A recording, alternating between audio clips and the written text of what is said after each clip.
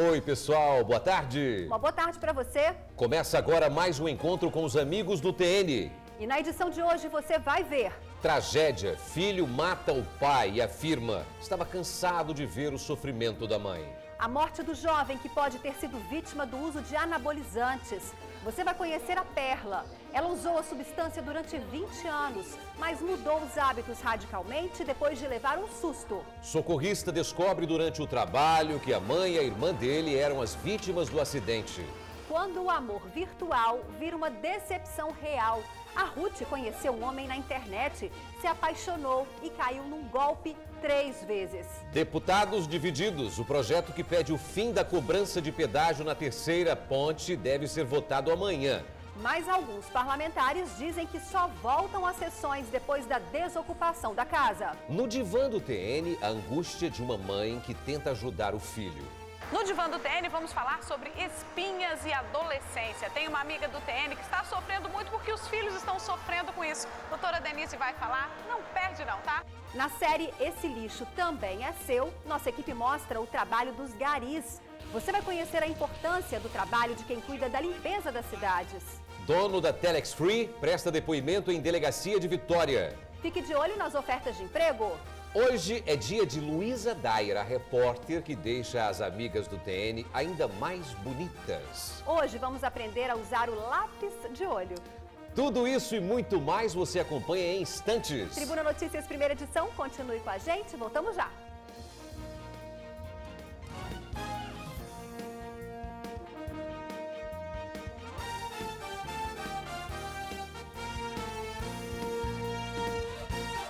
Olha, uma tragédia familiar. O filho matou o pai com um tiro. Diz que estava cansado de ver a mãe apanhando do marido.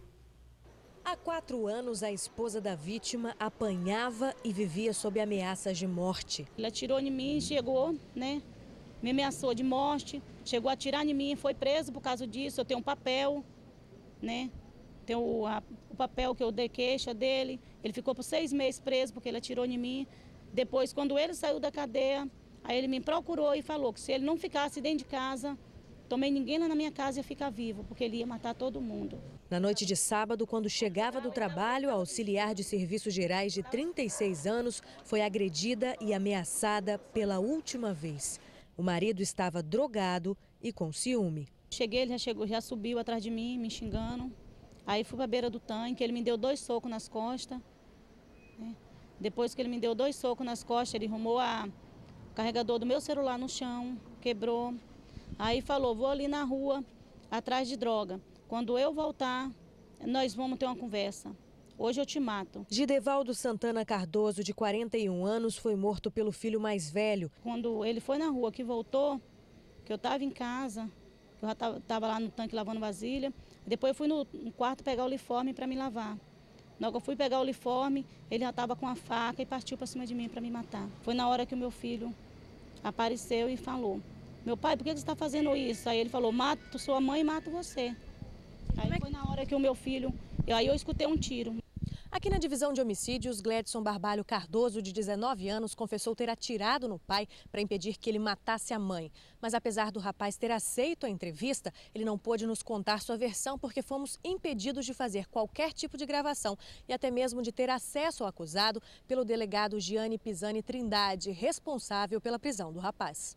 A advogada do acusado contesta a prisão que aconteceu na tarde de ontem, no bairro Santa Rita, em Vila Velha. Segundo ela, o prazo para o flagrante, que é de 24 horas, já teria se esgotado. O delegado alega que o chamado foi feito às 4 horas da manhã e a perícia já está escrito lá que, pelo estado de rigidez do cadáver, ele teria morrido pelo menos 5 horas antes, de forma que o flagrante não existe. Eu não sinto muito aliviada porque o meu filho é o meu filho, né? Eu não queria que o meu filho estivesse passando por uma situação dessa e nem eu estar passando por uma situação dessa. Eu queria que um dia o meu marido mudasse, mas infelizmente a situação só estava piorando. Tristeza, né? O titular da Delegacia de Crimes contra a Vida de Vila Velha, delegado José Lopes, disse que enquanto o policial estiver em perseguição, o flagrante é válido. A lei diz que a nota de culpa deve ser feita no prazo de 24 horas E isso foi respeitado pelo delegado competente. Foi lavrado o flagrante e imediatamente pedida a prisão preventiva. Muita revolta e um apelo por justiça. Foi hoje cedo o velório do taxista que morreu em uma batida violenta na praia de Itaparica, em Vila Velha. O motorista que teria provocado o acidente fez uma manobra proibida e depois fugiu do local. Policiais já estão à procura dele. Na reportagem, veja as imagens do momento exato da batida. A mãe do taxista estava bastante abalada e sem condições de falar. Mas a mensagem da família para o condutor do outro carro foi enviada pela prima do profissional. Bom, quero dizer para ele que não faço mínima questão nem de ver, nem saber quem é. Porque ele não vai trazer a vida do meu primo de volta. Mas a nossa família, os taxistas, os amigos, todos conhecem, para ele pensar, quando ele colocar o pé dentro do carro dele, de quem for, para ele colocar a mão naquele volante, ele lembrar que teve uma vida, um pai de família, uma pessoa muito amada. E cada táxi que você cruzar nessa esquina da sua vida, você lembra que você tirou um deles. Familiares, amigos e colegas de profissão vieram se despedir de Marcos. Um dia depois do acidente, o clima ainda era de emoção, revolta e dor. O taxista tinha 32 anos e há 7 trabalhava na função. Marcos Mariano de Abreu era casado e pai de 2 filhos, um de 7 e outra de 9 anos. Ele morreu na madrugada de ontem, na praia de Itaparica, também em Vila Velha. Imagens feitas por câmeras de segurança de um condomínio mostram o momento exato do acidente. Uma batida muito forte, sem chance para o condutor. O táxi em que Marcos estava foi atingido pelo outro carro neste cruzamento, depois que o motorista fez uma manobra irregular. Ele fugiu sem prestar socorro à vítima. Diante do acidente, taxistas de Vila Velha e também de Cariacica estão bastante revoltados e cobram a punição do condutor. Nosso sentimento é de muita tristeza de ver um companheiro, que sempre lutando na sua profissão, e aconteceu um acidente desse.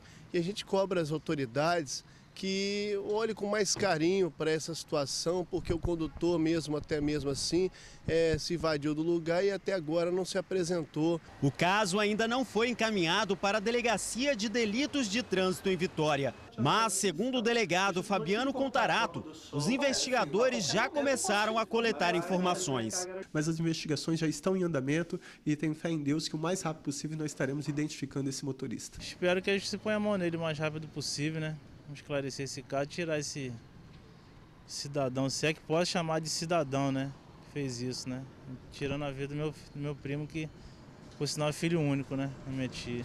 O delegado também enviou uma mensagem de conforto aos familiares da vítima. O que nos incentiva é esse apoio da família. Pode ter certeza que o trabalho da delegacia aqui é um trabalho mais humanizador, é tentar fazer com que a lei seja cumprida, doa quem doer, porque todos são iguais perante a lei.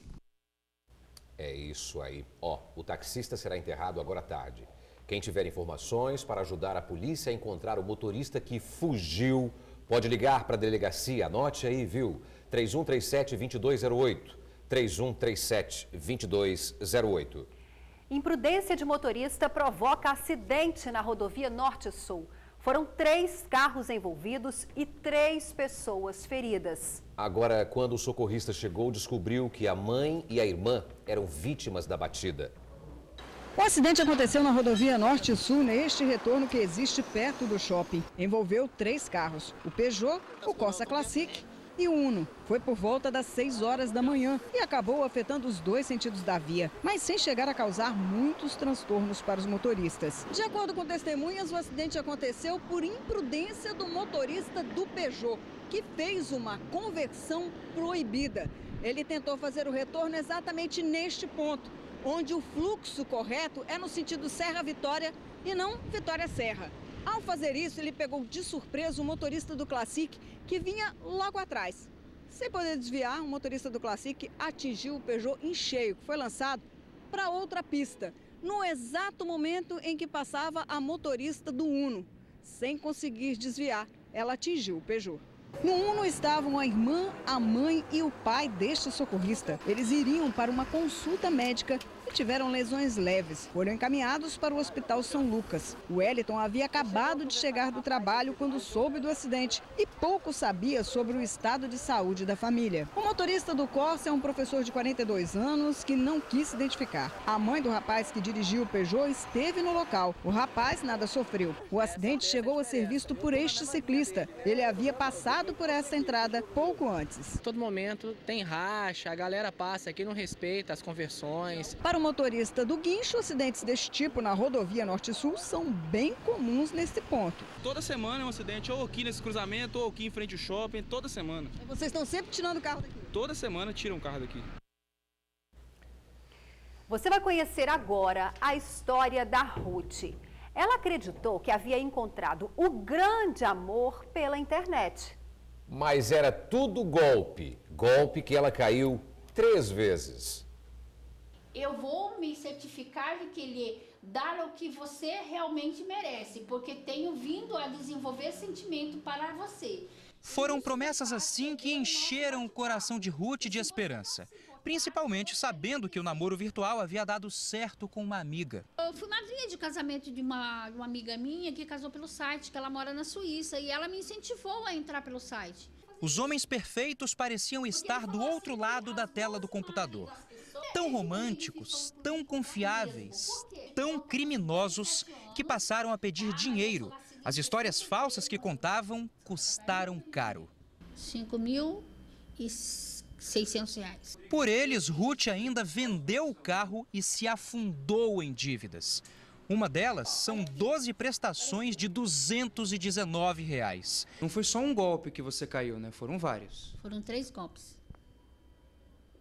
3 golpes eu caí. Foram 5 envolvidos, mas eu caí em 3. A Delegacia de Repressão a Crimes Eletrônicos registrou mais de 100 casos semelhantes a esse em 2013. São bandidos que se aproveitam dos sentimentos da vítima para aplicar golpes. Eles têm a capacidade de sentir o que a vítima necessita, então ele explora esse sentimento frágil, ele ganha a confiança da vítima e para em seguida aplicar os golpes. É melhor não confiar em qualquer um só porque se mostra amigável. Do jeito mais doloroso, Ruth aprendeu a lição. Diz que quem não sofre pelo amor sofre pela dor, né?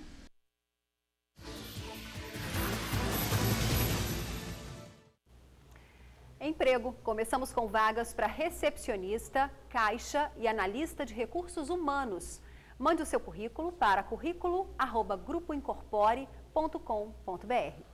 O caso do jovem que morreu depois de ter tomado medicamentos. Vamos mostrar também a situação da Perla. Então, Tonino, durante 20 anos, ela usou anabolizantes e mudou de vida depois de levar um susto. A felicidade de estar em boa forma física e ter de volta o corpo feminino está estampada no rosto da Perla. Há um ano, ela abandonou o uso de esteroides e anabolizantes e venceu uma luta contra o próprio desejo de ter um corpo escultural. Desejo que levou a personal trainer ao exagero. Durante 20 anos utilizando os medicamentos, o resultado não poderia ter sido outro. Corpo repleto de músculos e a saúde debilitada. Eu cheguei num fator viciante, onde meu ciclo era um ano inteiro tomando anabolizante. Você passa no começo a ter formas perfeitas, né? Um glúteo dos seus sonhos, uma perna dos seus sonhos, mas de repente vem as consequências. Eu parei de menstruar, eu passei a ter muito mais hormônios masculinos, eu passei a ter pelos no rosto, no braço, até que alguns anos atrás eu tive 3 paradas cardíacas, eu fiquei muito ruim, fiquei 25 dias internada. Hoje eu continuo fazendo musculação, mas não faço com excesso que eu fazia antes, é claro. Hoje eu não tomo anabolizantes. Perla virou a página, está com a saúde em dia e grávida à espera do 3º filho que vai se chamar Wesley. Teve sorte, diferente do Gildegil de Souza, de 24 anos. O lutador de jiu-jitsu deu entrada no sábado no Hospital São Francisco, em Cariacica, com sintomas de desidratação. O quadro se agravou e no domingo o jovem morreu. Em mensagens trocadas pelo celular com um amigo, Gildegil dizia não estar muito bem depois de ingerir algo. A família suspeita de que o lutador tenha morrido por uso de anabolizantes. Já era lindo, né? Queria ficar mais lindo ainda e acabou indo a óbito, né? O uso de anabolizantes no Brasil aumentou 75% em 6 anos. O levantamento realizado pelo Centro Brasileiro de Informações sobre Drogas Psicotrópicas ainda revela que mais de 1 milhão de brasileiros admitiram fazer o uso desses produtos. Tem efeitos colaterais, né? Desde efeitos no sistema nervoso central, como aumento de agressividade, impulsos suicidas, muitas vezes, comportamento inadequado. E na esfera orgânica, eles podem causar problemas hepáticos sérios, né? Tumores hepáticos, lesões do funcionamento do fígado. E outras lesões, como redução da produção de espermatozoide. Em mulheres, eles causam acne, aumento de pelos, engrossamento de voz. Podem levar até a morte, dependendo do uso, né, e da quantidade utilizada e do tempo de uso, né?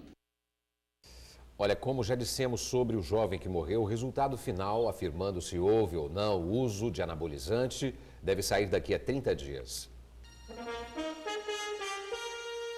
Hoje, dia 9 de julho, terça-feira, vamos ver os destaques de A Tribuna. 1.248 vagas na área de petróleo, com salário de até R$22 mil. Na foto principal, menores fazem 8 reféns e atiram na PM. Grupo de deputados diz que só vota o fim do pedágio após desocupação da Assembleia. Estudantes de medicina vão ter de trabalhar 2 anos para o SUS. Marido invade igreja para matar a mulher e é preso pelos fiéis. E veja também nesta edição do Jornal A Tribuna, no AT2, meiga, poderosa e solteira. Ônibus só até amanhã à meia-noite. E pão de cerveja com azeitona preta.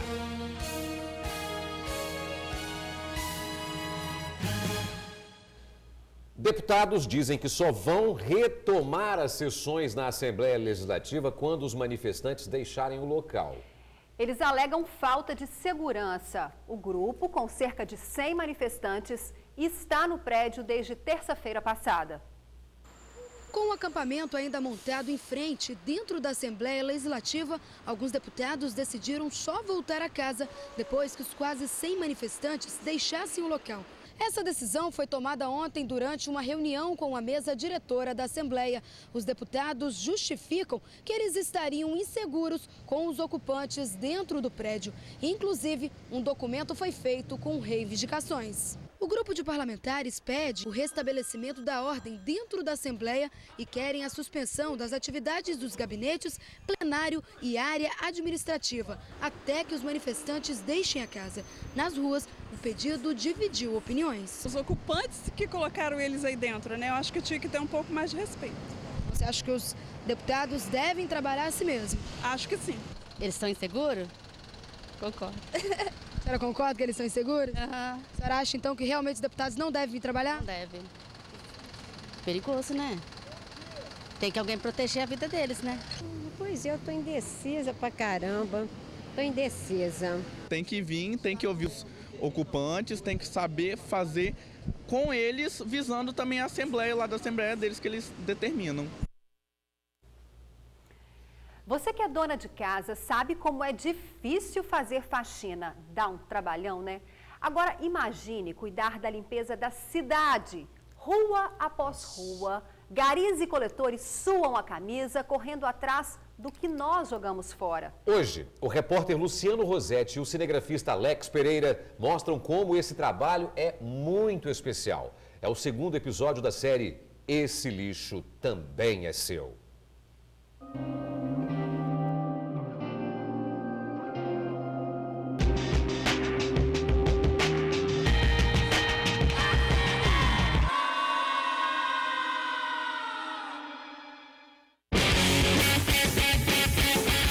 Limpeza tem pressa. Para aguentar o dia a dia do serviço aqui, tem que ter muito preparo. Se você não tem agilidade para pegar o lixo, jogar no caminhão e acompanhar o ritmo, você não aguenta não. Ia para trás. Vassoura, pá, lixeira. Vassoura, pá, lixeira. De segunda a segunda, o ritmo é sempre o mesmo. Não para. varremos um bairro um dia, no outro dia nós vamos para outro bairro. Por exemplo, se eu estou nesse bairro hoje, eu colho. Se eu for para outro bairro, meu parceiro colhe e eu varro, para não cansar. Aí a gente reveza. Entendeu? Todo dia? Alternados, né? Mas todo dia. Geovânio e Wagner, coletor e gari. As ruas da capital são o escritório, a profissão, o sustento. Agora, você já parou para pensar no volume de serviço que eles têm? Imagina uma cidade produzir 130.800 toneladas em um só ano. Isso dá, em média, 360 toneladas de resíduos todos os dias. A cidade que é dona dessa montanha de lixo é Vitória. Trocando em miúdos, isso é o peso de mais de 180 carros populares. São números que assustam, principalmente porque nós somos uma capital muito pequena, quase 90% do nosso território está numa ilha, a gente não tem condições de dar um tratamento adequado, né, a um custo razoável, quer dizer, o custo desse tratamento que existe, né, sempre existe tratamento. A verdade é que o custo disso muitas vezes se torna proibitivo. É possível, num prazo curto, regredir essa quantidade gerada diária. É possível você indo no supermercado, você consegue perceber a quantidade de lixo que você traz para sua casa. Em Cariacica, seu Hermindo revira o lixo em busca de qualquer coisa para vender. O senhor leva de tudo daqui? Daqui eu quero, plástico assim, esses papelão que eu estou coringando eu levo, plástico. Essas lonas pretas também, assim também, se quiser ninguém também eu levo também para ciclagem, né? O senhor ganha quanto vendendo isso aqui? Aqui na enxariazinha, né? Agora só assim, juntando um caminhão de papelão é 350, 400 reais, conforme o caminhão de papelão que vai, né? A gente tem pessoas que são marginalizadas da sociedade porque eles não estão numa lógica de consumo, eles não têm teto, algumas delas moram nesses lixos, então a gente tem um problema social grave com a permanência desses lixões. Outro problema social grave é a educação, ou melhor, a falta dela. Se a população cooperasse um pouco, seria menos, né? É muito lixo, mas a gente está dando conta. Nós hoje estamos aqui nessa área de limpeza para deixar a cidade limpa. Então, o nosso orgulho é de ver a cidade de Vitória cada vez mais limpa.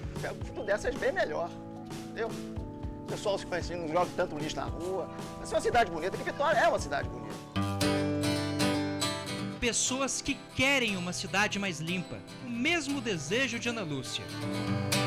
Pouca gente tem ideia da contribuição que a gente faz para o meio ambiente, para a cidade, para o estado, para o Brasil inteiro. Isso você vai ver amanhã, na terceira reportagem da série Esse Lixo Também é Seu.